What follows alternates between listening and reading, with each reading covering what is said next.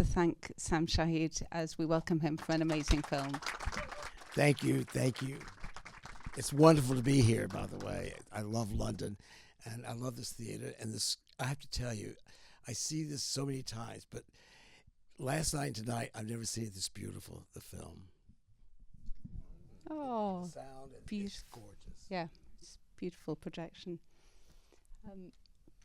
So my name's Rebecca Del Tufo. I'm a producer and programmer. I propose I'll ask a few questions to start things off, and then I'll open it up to the audience to ask questions. So do start thinking about what you'd like to know.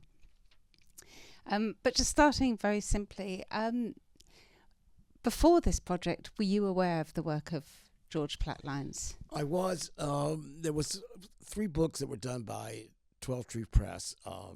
By Jack Woody. And he did on Platt-Lyons a ballet book, one of portraits and one of just the photography, male nudes. And I bought them, and they were so beautifully printed, and I thought, God, this guy's work is incredible. I never heard him before that. And then time passed, and, you sort of forget it and everything else. And then one day, one Christmas, Bruce Weber, who's in the film and a great friend, he gave me a photograph of Platt-Lyons. And I said, oh, my God, Bruce, I love it. It's so beautiful. But I knew nothing about this man. And then, or his life, or just his name was Platt-Lyons, and he did great male nudes. So Rizzoli's, the publisher, called me one day in 2007. Am I right, John? 11. Book came out in 11, so 2010.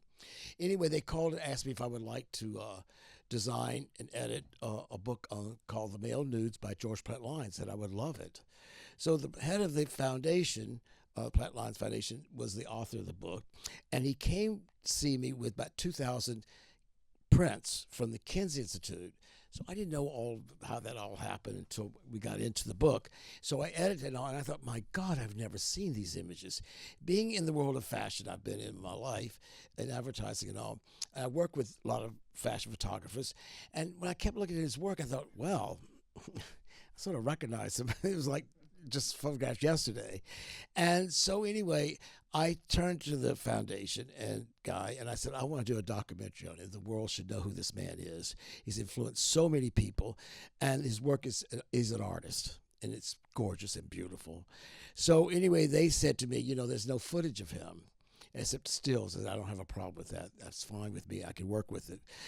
And because I've designed a lot of photography books, and you're dealing with stills, and you look at the story that they're telling when you put a book together. So that was not a difficult thing for me. The foundation's a different situation. It was a little difficult for them to deal with the idea of doing a Platt-Lyons film. And we'll get into that later. So then they said yes, and you moved into making film. And am I right? They didn't say yes. Okay. I said yes. You and said so I'm doing this film. I'm very lucky tonight. I brought my team with me. Matt Krause is a cinematographer. He's a business partner of mine. And John McConnell, art director. And Nando, who handled the production of it. And also, they're all producers of the film. And I was lucky. I said to Matt, you love photography, so you get the cinematographer. And I said, John, learn lighting and sound, okay? And Nando, of course, had a good hold on the finances, situation, so it was great. And then we hired, my other thing, we all worked together for so many years, I got to tell you, in fashion and all. So this project was like a client, So we were together every day, so it made it really wonderful. It took 10 years to make this film, by the way. And I was, in a way, the pandemic came about, as we all know, and then I was isolated, we all were, and I was able to get a copy of about 2,000 letters. Their life was in print. And so George would write Bernard would write him, and he'd write Paul Kevins, and he really talked about his day-to-day life or how he felt. And it was great. I was able to have that time, that summer, off to read the letters. It was amazing, and I want to do a book one day on his letters with images that will support what he's talked about. There were a lot of things I wish I could have put in the film, but we weren't able to. Time was the essence, and also it didn't really fit the story we're telling here.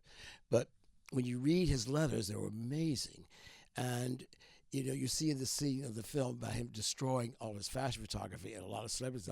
He wrote Bernard about that situation when he went to Vogue out in L.A. And he said, I hate the fashion work I'm doing. It's not me. It's not what I love, And there's too many people involved to tell me how to do it and what I have to do. But he did mention one time he did a shoot for Vogue. He did like that particular setting, But he told, Bernard, that I don't like it. I'm embarrassed by it. And I don't want to remember him for that, And so he destroyed so much of it. We went to Vogue to ask them if they had any photographs in their archives of his fashion. We got 6 images. That was about it. Well, I've seen a few since. And I thought, wow. Somehow they escaped him. They're there. So did he destroy all of that work, or was he selecting it and destroying the ones he didn't like? Well, and when you get to the celebrities, he only kept the ones he liked. He liked the celebrities. But, as far as we know, he destroyed as much as he could have, He and Bernard sat in the back of a car. Is the way I hear the story, and he decided which ones he wanted to be destroyed. But the Kinsey, I don't think they got any fashion. We didn't see that. Celebrities, yes, they had some, and they have the male nudes. They're negatives. The Koch is interesting because the Koch Foundation, Fred Koch, was gay, but he was a closet gay. So we all knew in New York, in the gay circle, that he had the biggest collection of homoerotic art, but he never would allow you to see it, nor did he speak of it. And so I hate to say the word lucky, he died toward the end of the film. And we knew the executor of the estate, John Osten, who's in the film, and he let us come to see the collection. And I'm lucky in the fact that we were there 3 times, visits there to this castle that exists in Butler, Pennsylvania. If you've ever been there, around it's horrible. It's like crystal meth city. But all of a sudden, you go through these gates and you see this castle that Fred Koch owned, and he didn't have a movie theater there, which was great. Our dream was to show the film there, but that didn't happen. I can't explain why, but I can, but I'm not allowed to. But anyway, but we found this contact sheet, and that's when you see the photographs of his parties in the black and white with Dion Reeland and all the friends he had there. And we were so lucky to find that because everybody talks about it, but there was no images to support it, And then we found that context. So I said to the editor, which I had a great editor. He was a young guy, and he really had never done a feature film as far as we know, but we saw some of his work, short subjects and all, and we really liked him. And he was in his late 20s, I think it was, and he did no plat lines. And that's interesting to me because not only did he not, but every festival we've gone to, in the Q&A, the first question usually comes up, why haven't you heard of this man? And that's why this film exists. So, and he was great, a great editor, in my team. Let me tell you, if it wasn't for my team, this would not have happened on the screen. I can promise you that. But am I right that for all of you, all of the team, it's your first movie? First movie. But in advertising, I've done commercials. I worked with Bruce Weber on a couple of his films as an art director. But it wasn't difficult for me. It was really a challenge in the sense that, can we tell this story? Because we had a lot of, not a lot of good support around it, from the family and the Koch Foundation, and it was difficult. I mean, there were moments when we would sit there saying, "Oh my God, what do we do now?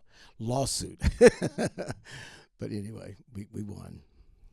And how did you plan the structure of the film? Because I love the way you obviously dive into the art and the nudes, but you also dive into the gossip and the history and that, the fabulous feeling of the queer history of New York at that period. And how did you plan that the way and then obviously the investigation and the bringing to life of the art and the rediscovery of it.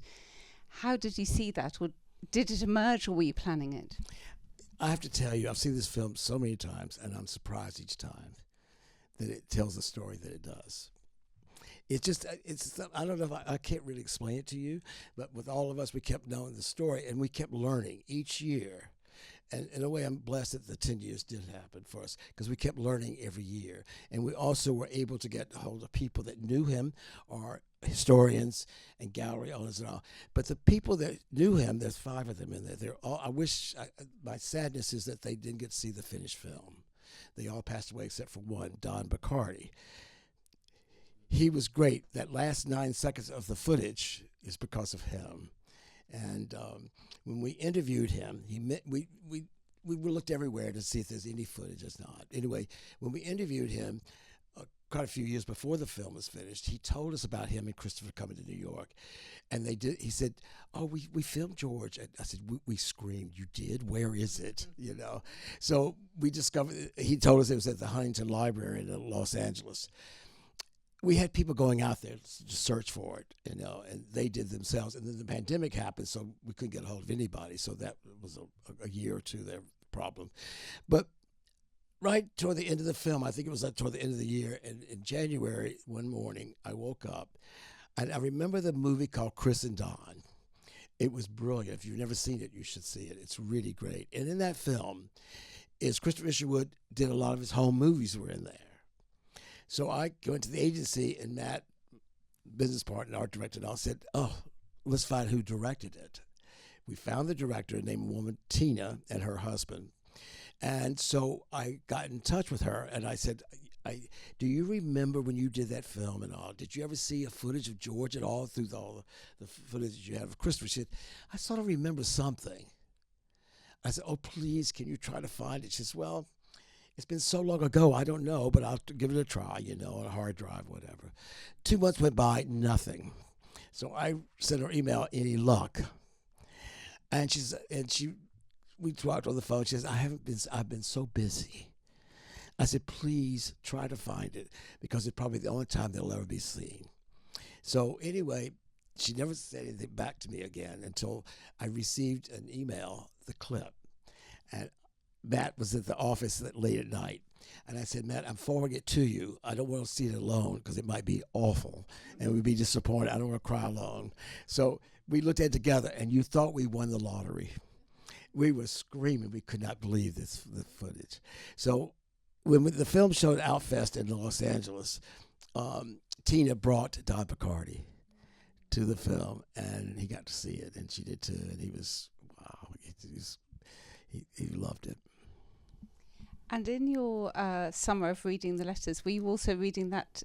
Did you have a steamy summer of reading the letters between the threesome, the triad? It's described in the film when you said, I had a yeah, well, actually, those letters you saw there, I didn't see those letters. The guy who curated the show at the Davis Woodard Gallery is the one that got, you know. So we brought the guy that owned them. It's so interesting to me because they showed the letters were not shown at the gallery, but the photographs were. So, and no one ever seen them before. They weren't published at all. I didn't have access to those letters at all. But it's so interesting, the threesome. It was asked last night about it. That was sort of a common thing at that time among gay men. There were a lot of threesomes, you know. I remember, but an artist, I can't remember his name, and he had a threesome, you know. And I've heard this before at that time in the 40s, 30s, 40s. Yeah. It's interesting. Yeah. I would love to open it out if there are some questions in the audience. Please do pop your hand up. We have a roving mic. Oh, Arifali, there's one. It does help the people at the back to hear. No, so that's fine. Hello, I really enjoyed it. Thank you. And I must say, I'd heard the name, but really had not seen the work. So I was amazed by the immediacy of the photos, because they're of their era, but they also look incredibly modern. But the question I have to ask is, when people are talking about the box that was given to Kinsey, the Institute, I imagine everyone else says, did you get to see it? No, or is there any opportunity we might see it? No, we were there for the Annapolis Museum there. It let us come to film it, you know, the exhibit now, and we asked to see the box. But Kinsey was moving to another headquarters in the building, so it wasn't available to us. So, but I wanted to photograph the box, just at least that. So I don't know what it looks like, exactly the box, but she says, you know, we discovered later on that I heard about it, that the only person to get that box open is the nephews in the film, his son, and he has no interest in it. So. Well, thank you. I really enjoyed it. Thank you. I'm dying to know what's in that box too.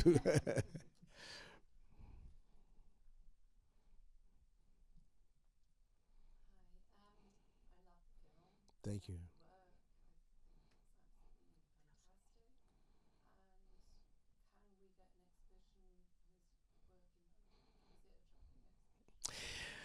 That comes up at every at Q&A, and we just heard that the Carnegie Museum in Pittsburgh will have an exhibit of his work, but the major museums like a Guggenheim or the Whitney or Museum of Modern Art, L.A. Museum. The Guggenheim has the biggest collection of a huge amount of his work. They've never shown the work except once when it first was donated to them, and it was opposite Mapplethorpe in the Mapplethorpe wing, and people weren't sure, was that whose work is this, But very smart. But they've never shown as a full, huge major show there because they can't find sponsors for it. We also have a curator we know very well in Paris. The museum there is dying to do the show, but they only, and it's really important, but they only will show the original prints. Now, knowing Kinsey really had the negatives, Koch had the original prints. The Koch Foundation will not let them have it, so it won't happen. It should, but people have been working on it to get a show, but it's been very difficult, and it's a question that comes up every time. And there should be a major show, as Mapplethorpe's had a major show in big museums. It should be, and I hope that one day it does. But we don't own the prints. If we did, yes, it would have happened, but we don't own them. So we had to look at the foundation, like the Koch Foundation. Kinsey is willing to be a to partake in it, but the major museums don't want, because it's the prints for the negative. They want the original prints, and Koch has the original prints. Because how he inherited that from Bernard, he bought it from Bernard Perlin, that George left Bernard what was in his studio, and there are a lot of duplicates of one sitting, like 4 or 5 different values of prints. So when you go through the archive there and see what he has, you see some sittings like 5, the same sitting but different values of print, quality. So, but he has the negatives, and he also has all the letters. Is there evidence of whether Mapplethorpe, Hujar, whether they would have seen? I mean, it appears so likely they did, but was the work moving around? One of the things I want to be very careful in the film, I didn't want to be George versus Mapplethorpe. I didn't want that to happen. And believe me, they all talk about it, and when you see some of Mapplethorpe, and even Bruce Weber, he's a great friend of mine, but I have to tell you, when I was going through the collection, I was like, oh my God, I think I see this before.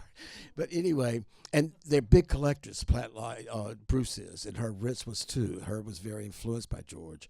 And when Herb died, they sold the prints he owned, and Fahey Klein Gallery has a bunch of them. Anyway, what was I going to say? What were we talking about? Whether we know. Oh, yes. So in Mapplethorpe's case, we interviewed Dimitri, who's in the film, and he and Mapplethorpe were just like this. And he was there at the end. Mapplethorpe couldn't really set the camera up. He would set it up for him, and they were really close. And so when I interviewed Dimitri, he's a good friend of mine, I said, so talk about George. Did Robert, he knew of him, I'm sure he said. No, he did not own any, But we discovered, we interviewed Bernard Perlin, that Robert and his boyfriend at the time,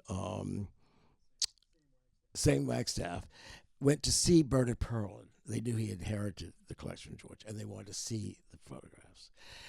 They chose 10 they really wanted, and they said, we'll be back to buy them from you. But they never came back.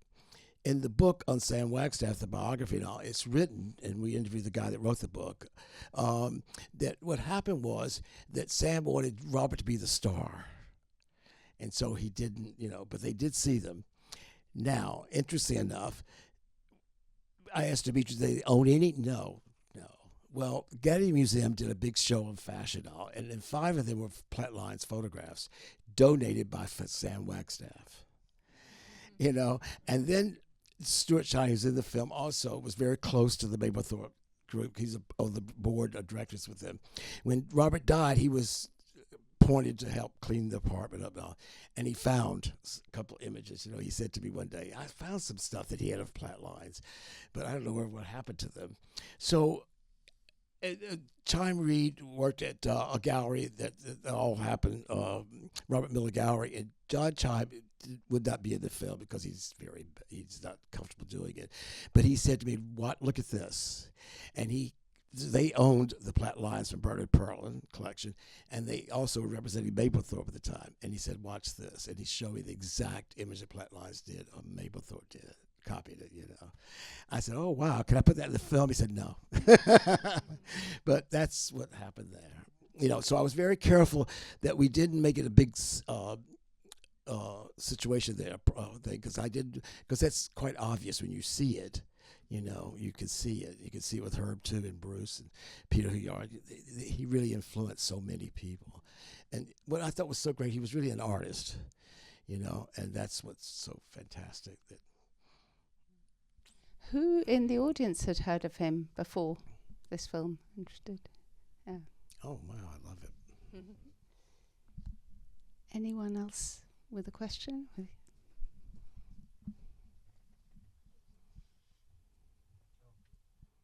Yeah, Michael, it's not really a question, it's an observation, really. I was really taken aback with his self-portraits, how he just really totally inhabits the photo. And this was in the age long before selfies. He was obviously very, very comfortable in front of the camera, and I was really, really taken aback with the comment early on in the film that he was self-taught, which is pretty extraordinary, really, given that he created all these amazing scenes and used lighting really creatively. You know what's interesting about George too? He loved himself, which was great. You could see in the film he did but he also would photograph in the nude. I have in the book that we did, the opening is him photographing nude with a guy leaning on a limb of the tree, and that guy was Monroe Wheeler, because the next book you turn, you see Monroe Wheeler close up. But George was known to be nude a lot of times in his photography, you know, when he photographed subjects. Just a bit of a personal question for you. This was a beautiful movie, but when I was watching it, I wasn't sure, is it documentary? Oh, the music is beautiful. The images are so amazing. And you caught the moments of New York, of that past time, beautifully as a movie. What are you working on now? Is there something in the works? Well, that question comes up often. There's a book I read years ago in 2007, I think it was, and it's a short story book, and I loved it. So I've always wanted to do a film on that book, make a movie of it. So we just got the rights. So I'm looking around, and what we need is a good screenwriter right now. If you know anyone, please let me know, because it's really more difficult than you think it is. Because most screenwriters today want to direct also, and I want to direct this film. So we're looking for a good screenwriter, and we're now working on this project. But it's a book I read, and I finally got the rights to it. I'll give you the title, okay? It's called A Perfect Waiter. That's all I'm going to tell you. But it's great. I do too. I want to. I love this place. It's great. Any other questions, or shall I pop in with one while you're thinking? I want to know. Oh, yes. Yes. I'm just curious, because he's self-taught, but that lighting is kind of pre-Hollywood lighting. Did you find anything about him developing that lighting style? Because no, except that stunning. One the model and also worked with him talks about the ring light. Yeah, which is way ahead of its time. You know, yeah, and it's so funny because there's a guy named Steve Hyatt. You probably don't know him, but he's a French photographer. He was, British, English actually, but he worked a lot in Paris Vogue, and he picked up on it. And some of his great photos are same lighting, but it's set up differently now. You know, the lighting. But anyway, I didn't. It was what's so amazing about his work. You know, I thought also at the same time there was two other photographers, Horst P. Horst and George Conning-Hooney, and there's also another guy named Clifford Coffin. He was a big British. They all did fashion, you know, and they did. The studio world was existing at that time. That was the style, but it's so interesting when you look at Horst and George Coney that they did male nudes also, and they gave it to friends or whatever. They destroyed that and wanted to be remembered for fashion. George was completely in reverse of that. He wanted to destroy the fashion and be remembered for the male nudes, which I thought was really interesting, you know. And Clifford Coffin also, the 12 Tree wanted to do a book on his male nudes, and when he went to look for them, they would no longer exist. I do have a contact sheet of his that a model still living had it, you know, but they don't exist in their male nudes. They destroyed them. It's very interesting to me that George he loved his work. He was so comfortable with it. He was proud of it, and that he got protected it, got it protected. He knew. I think he knew he never talked about his death, you know, about cancer and all, but I think he must have known, because it all happened toward the end of his life.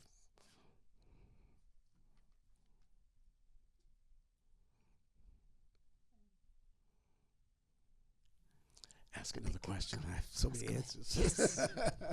One more. Yeah. Lovely film, fantastic work. Thank you. Thank you. And you got to speak to so many interesting people as well along the way. And I love the way you tell the story so effortlessly from all of these different people, whether they're people working in museums or people who knew him. Did you have any interesting moments that happened when I guess you were doing most of the interviewing for that. Anything happened between you and any of the people who you were interviewing that obviously you didn't include, but it was an interesting anecdote? I had one problem. It was the wife of the nephew. And she refused to be interviewed the whole 10 years, refused. And finally at the end, she said, yes, she would do it. Her name was Jane Lyons. And so we interviewed her, and I was so upset because she was in denial of this man. You know, she didn't know him because he was already passed away. Her husband, nephew, is great in the film. He loved us doing the film. He really did at the beginning. He was like the second one we interviewed. He even came to the studio to bring family photographs. That's how we got them. So, but she, when I asked her the question, did you know he had a legacy? She said, a legacy? He did? Then I said to her, she became friends with Bernard Perlin. And Bernard and George were like this, you know. So I said, did you ever talk to Bernard? Did he talk to you about George? She said, no. He just served a wonderful lunch. Okay. And then, you know, as we went on, she was really in denial of George, but she talked about herself being a photographer, but not under the last name Lyons. She didn't want to get confused with him. Think about this. So, I was so upset with it, and I called the guy who set up Stephen Haas, who's in the film and did a great job in the film. He didn't speak to me now, but anyway, I called Steve. I said, Steve, I'm very upset. The interview with her was terrible.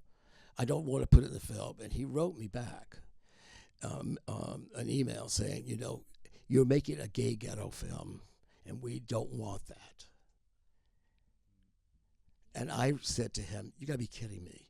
He was gay. He was proud of being gay. He was very open out there. His whole circle was, you know, and he saved the male news, not the fashion where he made his money. And you're telling me, you know, so it was like they wanted to keep him in the closet. And she did too, basically. But she acted like she didn't really know his work that well. Just to know of him, that's all, you know. And she was never really a good conversation about it, you know. I mentioned that Russell, his brother, wrote a book about him. It never got published, and we never got a chance to see that book. So I said to her, do you know about this book? I said, did you read it? She said, I did.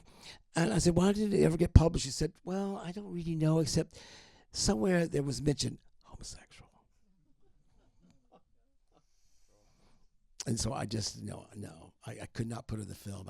She didn't deserve to be in that film. And that would cause another hole. You know, it's not right. Just go on with the film. fantastic photo towards the end. I think it's the male nude with his on a white sheet lying, and then it's George's face just, and that is extraordinary. It's kind of beyond a selfie. Yeah. Do you wish you had known George Yes. Lyons? I would like to be his casting director and his art director. I would like to, yes, absolutely. I'd you like to know. have gone to some of those parties. Yeah. They all talk about that. But it was really great, too, just one thing. When we were going through the material that was available to us, you know, his diaries on, there was menus when he would have people over for dinner and the guest list. And it was amazing. There was Gloria Swanson, there was this, there was that, and he would write the menus out. And then later on, we did discover that he actually was publishing a magazine, his favorite breakfast, and he gave the recipes. I thought that came much later. We didn't know that. But anyway, I think one of the things, there's two things I wish the people who knew him could see the film finished. And Dougie, we wanted to interview her. She died. We were packing up to go to see her in upstate Connecticut, but she died right before we took off. And there was another thing I wanted to say. Dougie, I can't remember now, but there was another thing that Dougie. Oh, well. Anyway, there's a third thing that I was upset about, but I don't remember right this second. But anyway, we got it made. We got it on the screen. I'm so thrilled, but it wasn't so easy, let me tell you. And what would you like the legacy of this film to be? It's male nudes. In an exhibition, Huh? being everywhere, being in an exhibition, being Yes, shared absolutely. widely. I thought it was really interesting when Annapolis Museum did the show. The male nudes was in a small little room, and there was a warning sign to tell you that male nudes, you open this door, you go in there. The male nudes there were not what we've seen in this film. It was a little bit different, you know, not quite as explicit. You know, the rest of the show was his fashion pieces and all his life story, you know, and his celebrities. And then they did also, photographers, they showed their work that he influenced them. So we saw that. And I'm a little surprised at people they put in there, like Annie Leibovitz. I don't think she really cared about George Bett Lyons or anything else, but they mentioned her as was influenced by George. And Dwayne Michaels was. And they did have a Bruce Weber one. I thought was interesting. They did have a Herb Ritz. But the male nude part was not a major part of that show. It was very minor. They hit it. That's all.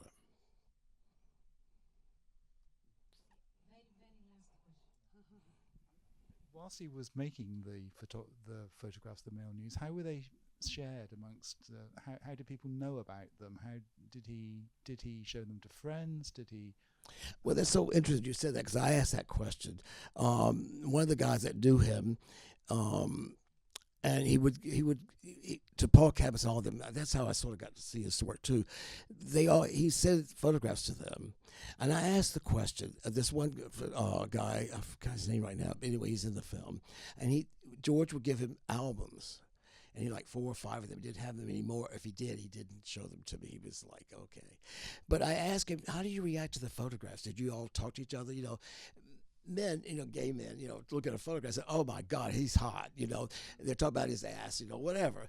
And he said, oh, they were very beautiful photographs. I had trouble. None of them ever spoke about his sexual activity and if they were involved with him, except for Bernard Pearl. He was the only one. The rest of them, he was so nice. You know, and he did needlepoint, which is interesting too. And we saw some chairs he needlepointed and a big lounge piece he did. It was really great. But, you know, and also he wrote poetry, which I didn't know that. In the letters, I discovered that. And it's very interesting because photographers like Avedon did the same thing. I didn't know that till later. He wrote poetry also. It's really interesting. But their conversation among each other about the photographs, I didn't really get a feeling they want to talk about that. They were totally a different generation. But Bernard Pearl, when you see Bernard, the only way we saw him twice. The only way we were welcome was we had to have a Bloody Mary. And so, you know, oh, Bernard, do you need another one? So And it was great, you know. But he was the only one that really was forward. It said Don Picardi, interesting enough, he didn't tell us in the interview. Well, he did later, but we knew that George had a liking to him. And so we read it in a letter, so we knew that. So when we went to interview Don Picardi, it sort of came up. And so did you and George? And he said, oh, he was really nice. So we told him we read a letter. So he looked at it and said, oh. And then he said, you know, I knew George had took a liking to me. So we asked him, don't send the letters to me because I live with Christopher Ishwood. Send it to my mother. I'll get them. So. Well, on behalf of us all, thank you, Sam, and thank you to the rest of the team for a wonderful film, and thank you for sharing it with us and your story Thank you. tonight. It's wonderful being here. Thank you. Thank you.